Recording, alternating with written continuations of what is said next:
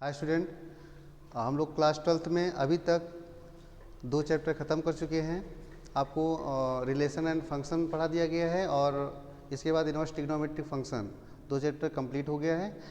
3rd chapter है matrix, आज हम उसके बारे में लर्न करेंगे। तो आज हम चैप्टर नंबर 3 मैट्रिक्स के बारे में देखेंगे। मैट्रिक्स क्या होता है? तो मैट्रिक्स को हिंदी में आव्यूह कहते हैं। मैट्रिक्स को आव्यूह कहा जाता है और ये आया कहाँ से? तो कोई भी कई अगर समूह है, कई वस्तुओं का अगर समूह है और उसको हमको अरेंज करना है, सिस्टमेटिक अरेंज करना है, तो किस मेथड के आधार पर अरेंज करें, ये आव्यूह हमको सिखाता है। किसी भी नंबर्स को, कई अगर नंबर्स दिए गए हैं, जैसे आपने देखा होगा रेलवे की कोच, रेलवे की जो सीट होती हैं तो उसको भी अरेंज किया गया रहता है।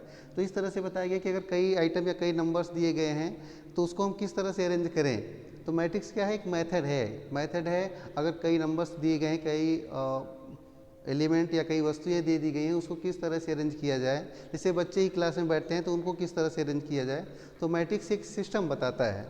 आइए इसके बारे में देखते हैं। तो ये बताया गया कि रेक्टेंगुलर अरेंजमेंट, मैट्रिक्स क्या है? एक अरेंजमेंट है। कैसा? Rectangular.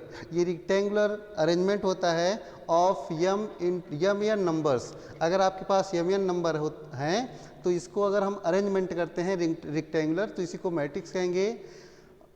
Yama numbers arrange in m horizontal lines.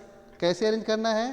तो ये बताया गया कि इसको हम यम हॉरिजॉन्टल लाइंस और यन वर्टिकल लाइंस में अरेंजमेंट करते हैं, तो इसी को मैट्रिक्स कहा जाता है। आपको पता चल गया कि मैट्रिक्स एक अरेंजमेंट होता है। अगर आपके पास यम एलिमेंट हैं तो उसको हम यम हॉरिजॉन्टल लाइन, हॉरिजॉन्टल माने ये जो पैरेलल टू अर्थ होता है, पृथ्वी के जो समांतर होता है उसको हम हॉरिजॉन्टल कहते हैं, और जो पृथ्वी के लंबवत होता है उसको हम वर्टिकल कहते हैं, लंबवत कहते हैं।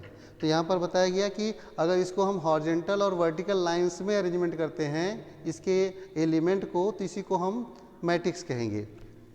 तो ये आपका क्लियर हो गया कि मैट्रिक्स एक अरेंजमेंट होता है जिसमें उसके एलिमेंट को हम हॉरिजॉन्टल और वर्टिकल लाइंस में अरेंज करते हैं। फिर दिया गया कि these m n numbers are called element of the matrix. और ये जो नंबर्स होते हैं जिसको हम यम इंटू यन में अरेंजमेंट करते हैं, ये इसके एलिमेंट होते हैं और इसको हम इस तरह से रिप्रेजेंट करते हैं। जो इसका रेक्टेंगुलर अरेंजमेंट होता है तो इसको चाहे इस ब्रैकेट से, चाहे ऐसे या फिर ऐसे डिनोट किया जा सकता है। जैसे आपके पास ये दिया गया था, जैसे ये नंबर्स हैं 2, 3, 4, 6, 8, 9, ये आपके पास 6 नंबर्स हैं, इसका अरेंजमेंट करना है। तो कैसे कर सकते हैं?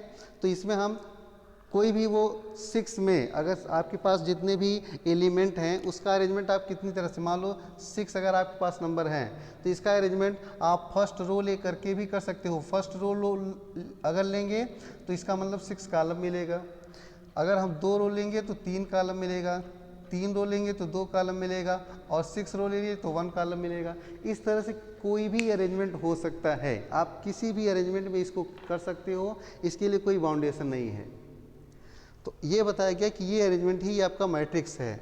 यहाँ पर देखो आपके लिए और क्लियरिटी बता दी गई है कि आपको हॉरिजॉन्टल जो लाइंस होती हैं वो रो कैसे होती है। तो ये जो हॉरिजॉन्टल है 2, 3, 4, तो ये फर्स्ट रो के एलिमेंट हैं।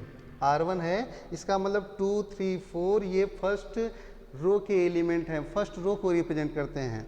और 6, 8, 9 ये सेकेंड रो के एलिमेंट हैं, सेकेंड रो को रिप्रेजेंट करते हैं। इसी तरह से अगर हम वर्टिकल देखें तो 2 और 6 ये फर्स्ट कॉलम के एलिमेंट हैं, 2 और 6 फर्स्ट कॉलम के एलिमेंट हैं, 3 और 8 ये सेकेंड कॉलम के एलिमेंट हैं, 4 और 9 ये थर्ड कॉलम के एलिमेंट हैं। आपकी सुविधा के लिए बता भी दिया गया है कि ये C1 है, ये पूरा C2 है, ये C3 है, इधर R1 है और ये R2 है। बहुत ज़्यादा कन्फ्यूजन हो जाता है कौन सा रो है कौन सा कॉलम, तो इसको आप देख करके क्लियर कर सकते हो। इसके बाद ऑर्डर ऑफ मैट्रिक्स होता है। पूछा जाता है कि ऑर्डर ऑफ मैट्रिक्स क्या होता है। तो जिसको हम जिस एलिमेंट को अरेंज कर रहे हैं तो उसका जो सिस्टम है, किस में अरेंजमेंट किए हैं, कितना रो है कितना कॉलम्स है, उसी को इसका ऑर्डर ऑफ मैट्रिक्स कहते हैं। जैसे अभी डिफिनेशन में आपको बताया गया कि अगर यम एन एलिमेंट हैं और इसमें यम रो ले लिया जाए और यन कॉलम ले लिया जाए, तो इसका अगर ऑर्डर की बात करें तो ऑर्डर इसका हो जाएगा यम क्रॉस यन या यम इंटू यन। तो ये ऑर्डर ऑफ मैट्रिक्स है। अब ऑर्डर ऑफ मैट्रिक्स लिखा कहाँ जाता है, तो जब भी किसी भी नंबर्स को हम मैट्रिक्स के फॉर्म में अरेंज करते हैं तो जो इसका ऑर्डर होता है ये मैट्रिक्स के यहाँ राइट साइड में नीचे कॉर्नर पर लिखा जाता है। जैसे इसमें ये आपका मैट्रिक्स है, इसमें 2 रो हैं और 3 कॉलम्स है, तो इसका ऑर्डर हो जाएगा 2 क्रॉस 3। और पूछ लिया जाता है नंबर ऑफ एलिमेंट क्या होंगे, तो नंबर ऑफ एलिमेंट इन दोनों का मल्टीप्लिकेशन 2 3 जा 6 हो गया, तो ये नंबर ऑफ एलिमेंट को शो करेगा। इसके बाद है नोटेशन ऑफ मैट्रिक्स। तो नोटेशन ऑफ मैट्रिक्स के लिए बताया गया कि किसी भी अगर मैट्रिक्स को, जैसे ये मैट्रिक्स आपकी बनाई गई है, इस मैट्रिक्स को अगर रिप्रेजेंट करना है तो मैट्रिक्स के रिप्रेजेंटेशन के लिए हम लोग हमेशा कैपिटल लेटर का यूज़ करते हैं। किसका यूज़ करेंगे, इंग्लिश अल्फ़ाबेट का कैपिटल लेटर यूज़ करेंगे। जैसे ये दिया गया तो A is equal to 2 3 4 6 8 9 means A एक मैट्रिक्स को रिप्रेजेंट कर रहा है। तो इसमें डिफिनेशन दी गई है, matrix can be denoted by capital letters of English alphabet and its element denoted by small letters with 2 subscribed number. अब अगर मान लो इसका हम स्टैंडर्ड फॉर्म चाहते हैं तो ए अगर कोई मैट्रिक्स है तो इसके एलिमेंट को अगर रिप्रेजेंट करेंगे, ये आपका मैट्रिक्स है, मैट्रिक्स को हमेशा इंग्लिश अल्फ़ाबेट के कैपिटल लेटर से डिनोट करेंगे और जो इसके एलिमेंट हैं A11 A12 A13 A21 A22 A23 इस तरह से इसको डिनोट किया जाएगा। इसका मतलब क्या हो गया, इसमें जो फर्स्ट एलिमेंट है आपका A11 जो इसमें सफिक्स लगा है 1 1, इसका मतलब हो गया कि ये एलिमेंट फर्स्ट रो और फर्स्ट कॉलम को रिप्रेजेंट कर रहा है, फर्स्ट रो और फर्स्ट कॉलम को रिप्रेजेंट कर रहा है। पहले कौन सा लेंगे, रो RC, जो आपका अभी ऑर्डर ऑफ मैट्रिक्स लिखे थे उसमें सबसे पहले रो था फिर कॉलम था, RC नाम है RC। तो इसको आप मत भूलिएगा, किसी भी मैट्रिक्स का अगर ऑर्डर लिखेंगे तो पहले रो लिखा जाएगा फिर कॉलम। तो ये जो आपका A11 एलिमेंट है ये बता रहा है कि इसमें ये फर्स्ट रो और फर्स्ट कॉलम का एलिमेंट है। A12 ये रिप्रेजेंट कर रहा है कि ये फर्स्ट रो सेकेंड कॉलम का एलिमेंट है। A13 रिप्रेजेंट कर रहा है ये फर्स्ट रो थर्ड कॉलम का एलिमेंट है। A21 बता रहा है कि ये सेकेंड रो फर्स्ट कॉलम का एलिमेंट है। A22 बता रहा है ये सेकेंड रो सेकेंड कॉलम का एलिमेंट है और A23 second row third column का एलिमेंट है। इस तरह से ये मैट्रिक्स का रिप्रेजेंटेशन हो गया। अब टाइप्स ऑफ मैट्रिक्स की हम बात करते हैं कि कितने टाइप्स के मैट्रिक्स होते हैं। तो टाइप ऑफ मैट्रिक्स हम आपको लिख देते हैं, आप इसको देख लीजिएगा और इसको हम समझा दे रहे हैं। टाइप्स ऑफ मैट्रिक्स में आपको मिल रहा है, देखिए कि horizontal matrix, vertical matrix, square matrix, row matrix, column matrix, zero और नल मैट्रिक्स, यूनिट और identity matrix, diagonal matrix, scalar matrix, upper triangular matrix, lower triangular matrix, इस तरह से टाइप्स ऑफ मैट्रिक्स हैं। अब इसके बारे में हम इधर आपको समझाते हैं कि हॉरिजॉन्टल मैट्रिक्स क्या होता है। जब भी किसी भी नंबर का जो अरेंजमेंट हम लोग करते हैं तो उसमें अगर नंबर ऑफ रो की संख्या नंबर ऑफ कॉलम से ज़्यादा हो जाए, number of row means R1 R2 R3 अगर ज़्यादा हो गए तो ये हॉरिजॉन्टल मैट्रिक्स हो जाएगी। जैसे 3 4 6 3 4 हॉरिजॉन्टल मैट्रिक्स के लिए अगर नंबर ऑफ कॉलम या ये कह सकते हैं कि अगर आपका मैट्रिक्स m क्रॉस n का है तो if n is greater than m, अगर इसमें मिलता है number of column is greater than number of row तो वो मैट्रिक्स आपकी हॉरिजॉन्टल होगी। जैसे आपका ये 3 4 6 8 2 5 8 3 इस तरह से लिखा गया है। तो इसमें जो नंबर ऑफ रो है, नंबर ऑफ रो कितने हैं इसमें, तो नंबर ऑफ रो 2 है और नंबर ऑफ कॉलम्स 4 हैं। तो अगर कोई मैट्रिक्स ऐसा मिलता है जिसमें number of columns number of row से ज़्यादा हो जाए, नंबर ऑफ कॉलम्स यहाँ लिख सकते हैं, नंबर ऑफ कॉलम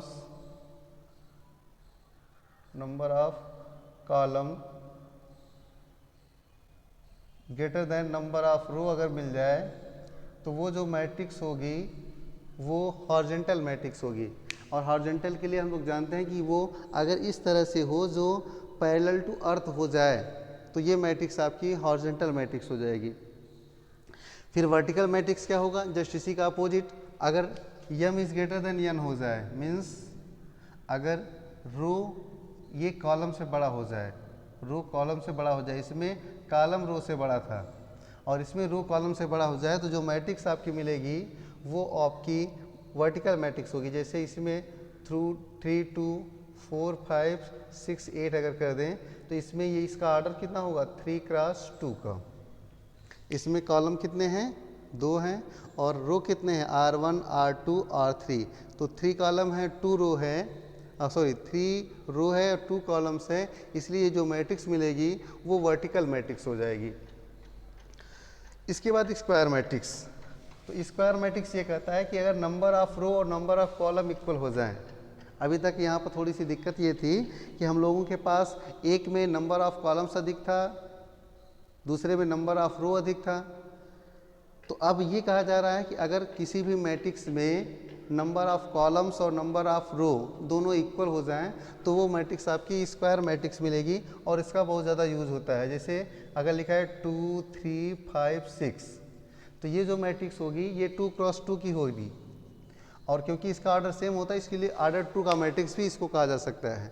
फिर दिया गया अगर कोई भी मैट्रिक्स ये हो जाए 3 6 5 4 2 3 5 7 8 तो यहाँ पर ये जो मैट्रिक्स है इस ये 3 क्रॉस 3 ऑर्डर की, इसमें नंबर ऑफ रो 3 है और नंबर ऑफ कॉलम भी 3 है।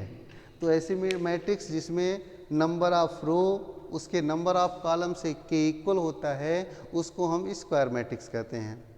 रो मैट्रिक्स अगर किसी भी मैट्रिक्स को इस तरह से अरेंजमेंट किया जाता है कि उसमें केवल एक ही रो मिले, नंबर ऑफ रो इसमें नंबर ऑफ रो की रोज हमेशा 1 हो तो ये रो मैट्रिक्स होगा।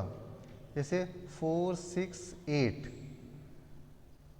या इसको लिख सकते हैं 4 6 8 तो ये रो मैट्रिक्स हो गया। फिर कॉलम मैट्रिक्स अगर इसमें नंबर ऑफ कॉलम्स की संख्या 1 हो, नंबर ऑफ कॉलम्स 1 हो जाए 2 3 5 तो ये आपका कॉलम मैट्रिक्स हो जाएगा। ये रो मैट्रिक्स हो गया और ये कॉलम मैट्रिक्स। अब इसके बाद आता है 0R नल मैट्रिक्स। तो 0R नल मैट्रिक्स में 0R नल मैट्रिक्स को पढ़ने से पहले एक वर्ड आता है प्रिंसिपल डायगोनल, PRINCIPA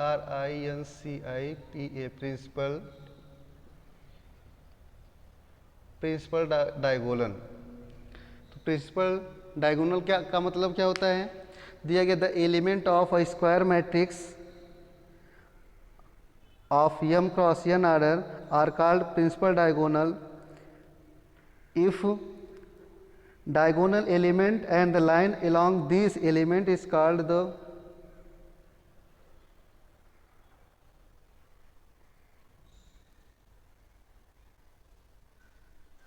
सॉरी इसमें डिफिनेशन थोड़ी सी गड़बड़ है। तो किसी भी सर थोड़ा सा इसको रोकिए।